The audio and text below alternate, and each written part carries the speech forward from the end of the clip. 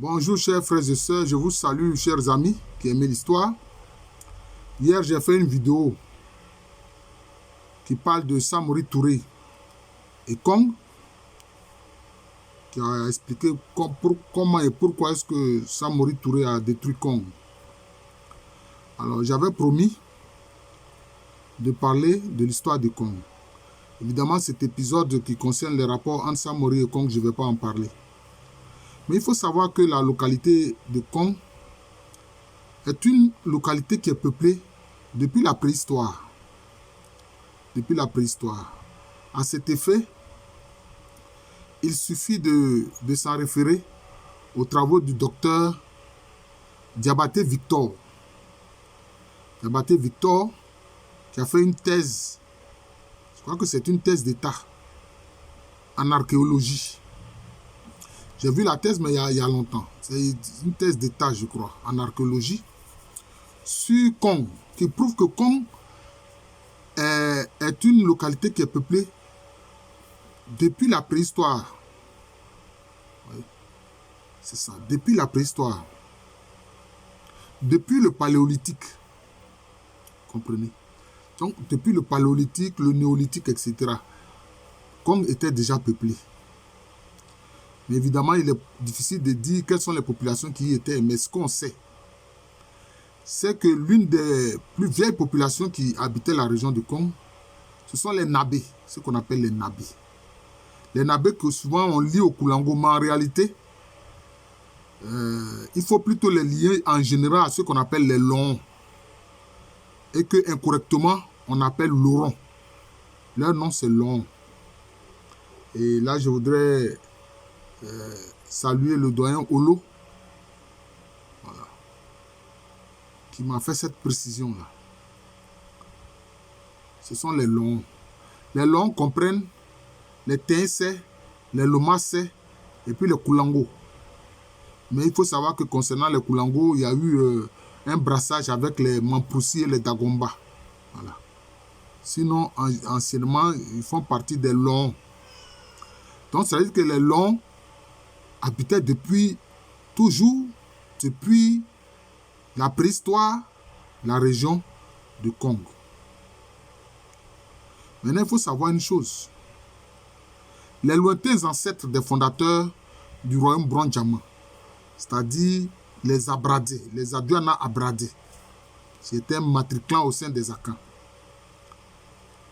C'est eux qui ont créé le royaume de Kifuhiman, et puis ensuite qui ont créé le royaume de l'Akwamu, et qui sont venus maintenant créer le royaume Brondjama. Alors, ils disent bien que les ancêtres ont vécu à Kpon. Eux, ils appellent Kong, la Kong, ils l'appellent Kpon.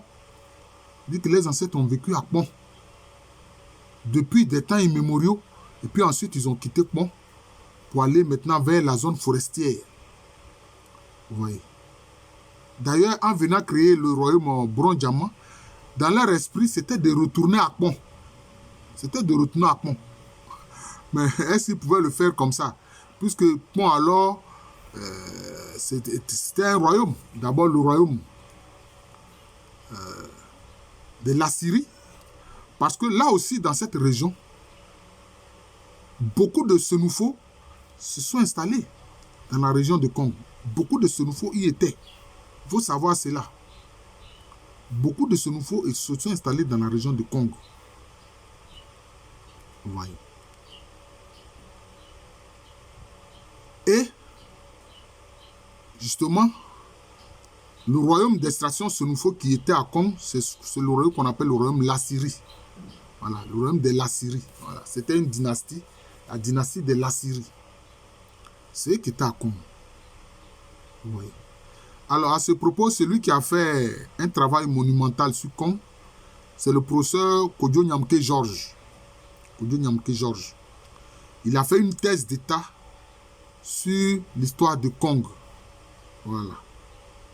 Donc, ceux qui veulent des détails, ils peuvent s'en référer justement à la thèse d'État du professeur Kodjo Nyamke Georges. Une thèse d'État d'ailleurs qui a fait l'objet de publication. Ça a été publié. Voilà. Donc, vous pourrez trouver l'ouvrage. Mais qu'est-ce qui va se passer au XVIIIe siècle? c'est que l'ancienne dynastie de l'Assyrie va perdre le pouvoir au profit de Sékou Ouattara. Au profit de Sékou Ouattara. En réalité, cette région de Kong était prospère économiquement. C'est ainsi que des marchands, donc des commerçants venus de la boucle du Niger qui étaient islamisés. Ils étaient islamisés. Ils étaient souvent d'extraction malinké, soninké, etc. Et c'est eux qui se sont installés dans la région de Kong. Et qui n'étaient pas contents, je peux dire, du pouvoir animiste de la Syrie. Et c'est eux qui vont, c'est l'un d'eux qui va convertir, c'est ça, il va convertir à l'islam Sékou Ouattara. C'est l'un d'eux qui va convertir à l'islam Sékou Ouattara. C'est comme ça. Et qui va, je peux dire, pousser Sékou Ouattara à prendre le pouvoir. Voilà, à prendre le pouvoir. Et à faire tomber la dynastie de la Syrie. C'est ce qui s'est passé. Et d'ailleurs, quand Sékou Ouattara a été converti, bon, donc il s'est ouvert à tout le système de l'islam, c'est-à-dire des juges avec les cadis, des érudits de l'islam avec les oulémas, etc. Donc il y avait plusieurs mosquées dans la ville, et puis maintenant il y avait la grande mosquée même. Voilà, il y avait la grande mosquée, qui était alors, je peux dire, administrée par le grand imam, pour notamment les prières de Djoumoua, c'est-à-dire du vendredi, les grandes prières, les grandes salates du vendredi. Voilà, c'est ça, c'est cela. Parce qu'en fait, le vendredi, pour les musulmans, c'est le jour du rassemblement. Voilà, c'est comme ça. Alors, quand Sékou Ouattara va être converti, en fait, avant d'être converti, déjà, il avait, oui, je le dis, des compagnons d'armes. Et c'est avec eux qu'il va consolider son pouvoir à Kong. Et même il va conquérir la partie qui est au nord, qu'on appelle le Guiriko, qui fait partie de la région de Bobo du Lasso. La région autour de Kong s'appelait le Kongene. Et puis maintenant, la région autour de Bobo du Lasso s'appelait le Guiriko. Donc il avait conquis toute cette zone-là. Donc toute la zone, depuis le Kongene jusqu'au Guiriko, cette zone continue là, c'était l'empire de Kong. Pourquoi on a parlé d'empire? Mais parce qu'un empereur, c'est un souverain qui dirige des populations aux origines diverses, aux coutumes diverses, aux langues, qui ont des langues diverses. Et parce que c'était ça la réalité. Je vous ai parlé des Nabé, je vous ai parlé des Sonufo, je vous ai parlé de ces marchands malinké ou soninké, etc., qui sont installés dans la région et qui ont d'ailleurs converti Sékou Ouattara à l'islam. Vous voyez. C'est ce qui s'est passé. Et d'ailleurs, bon, donc les terres de Kong étaient assez vastes, puisque ça va de la zone de Kong, le Kongene, jusqu'à la zone de Bobo du Lasso, le Guiriko. D'ailleurs, il avait permis à son jeune frère, qu'on appelle Famanga, d'administrer le Guiriko en son nom. Vous voyez. Donc c'est cela. Maintenant, il a voulu amener ces guerriers, la totalité de ces guerriers, à se convertir à l'islam. Ceux dont certains ont été réfractaires, notamment ceux qui sont d'extraction Sénoufo. C'est ainsi que Felgesi Silué va quitter Kong avec ses hommes pour partir à Ferkeseka, connu sous le nom de Ferkesedougou. Et puis, bon, c'est là que va se former, disons, l'espace des Sénoufo Nyarafolo. Maintenant, Nanguin Soro, lui, il va partir aussi avec ses hommes, ses guerriers. Tous ceux-là vont quitter Kong. Nanguin Soro qui va aller s'installer dans la région de Korogo, où va se former le sous-groupe Sénoufo Tchembara. Vous voyez. Maintenant, il y a un autre Soro qu'on appelle Soro Laeye, qui va quitter aussi Kong avec ses guerriers pour aller dans la région de Sinematiali. Vous voyez. Pour former là la zone des Sénoufo Nafana, les Sénoufo du sous-groupe Nafana, mais il faut savoir que les Nafana sont répandus vraiment sur un vaste espace. À l'époque, j'avais un étudiant, j'espérais qu'il fasse une thèse sur les Nafana.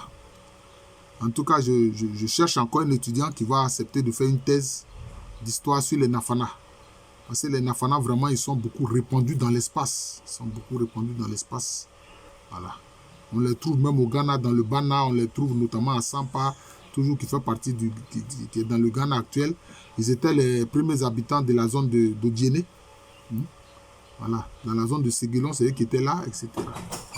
Et puis aussi, ils étaient aussi parmi les populations anciennement installées à Gontougo, c'est-à-dire Bondoukou. Voilà. Donc vous voyez.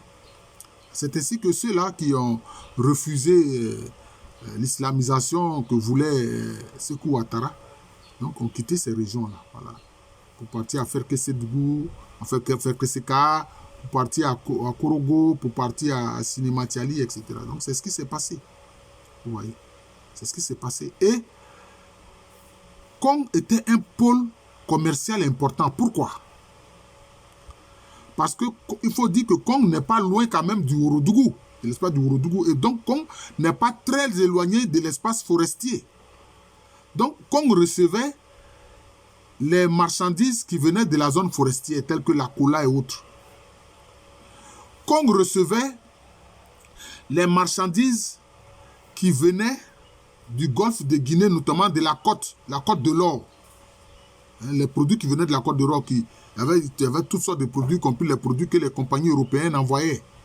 Vous voyez. Tout ça venait à Kong, en passant par Bondoukou. Vous voyez. Maintenant, il y avait les produits, les marchandises qui venaient de la boucle du Niger.